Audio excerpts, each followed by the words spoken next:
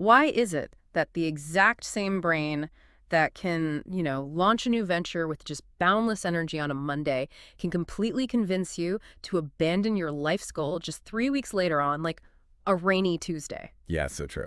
Welcome to today's deep dive. We are exploring a devotional document titled Day 45, Finishing Well.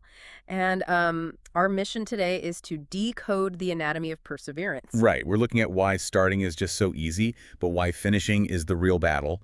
And honestly, how to push through when you just want to quit. Okay, let's unpack this. So the text observes that new beginnings give us this sort of artificial high. Exactly. I mean, we are fueled by enthusiasm and fresh motivation.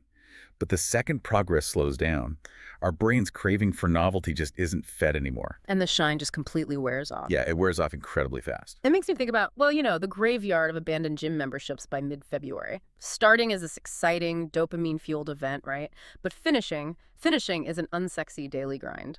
It really is.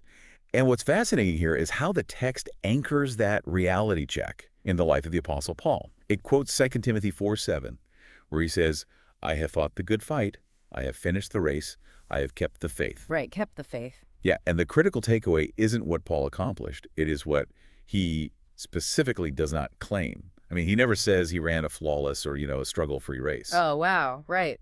He never claims it was easy. Exactly. His confidence comes solely from staying on the track after that initial excitement evaporated. So if keeping the faith is just about staying on the track, then the real enemy isn't some massive moral failure. It's the slow, creeping fatigue of everyday life. So how does the text actually tell us to fight that? Well, by zooming in on really microscopic decisions, Yeah. the source's core principle is that a faithful finish is strictly the result of faithful daily choices. Right. It's not proven during moments of high motivation, but rather in moments of absolute dryness, when you feel nothing at all. Here's where it gets really interesting, because the text gives these incredibly gritty examples of those micro decisions, like choosing to pray when you feel spiritually completely empty, or choosing honesty when a small lie would, save you a massive headache. Right. The really hard choices. Yeah, but let me push back on one of their examples, because the text says we have to choose to forgive when we've been deeply hurt. That sounds great on paper, sure, but realistically, when you are in the thick of betrayal, that feels impossible. I mean, does the text expect us to just manufacture willpower out of thin air? That actually raises an important question, because raw willpower always runs out. The choice to forgive isn't about generating this warm, forgiving feeling. It's a mechanical, deliberate action to not retaliate. Just totally mechanical. Right, exactly. And if we connect this to the bigger picture of relationships, the text emphasizes that strong marriages or friendships aren't built on the sunny days.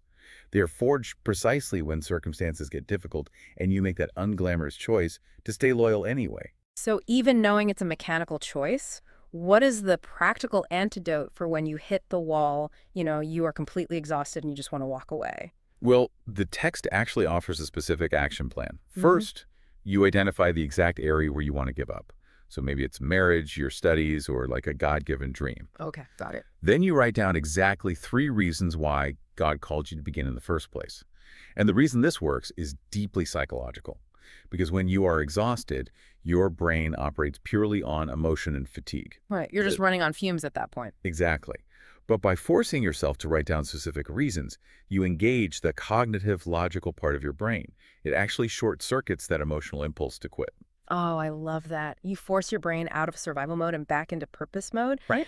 And the text pairs that cognitive shift with a really comforting spiritual reality, reminding you that you aren't running in isolation. Jesus walks with you, the Holy Spirit strengthens you, and the Father cheers you onward. Which is huge because it shifts the pressure entirely. You are relying on an external, eternal source of strength rather than your own, fading internal hype. So what does this all mean? It means a faithful life isn't measured by speed or how flawlessly you execute every single step. Like the source's final quote states, it is simply about your willingness to keep walking with God until the finish. Yeah, it is the ultimate marathon of endurance. It really is. So the source challenges you to write down the 3 reasons you originally began your journey. But consider this. How might the wiser, more battle-tested person you are today interpret those 3 original reasons completely differently than the eager, maybe kind of naive person you were when you first started?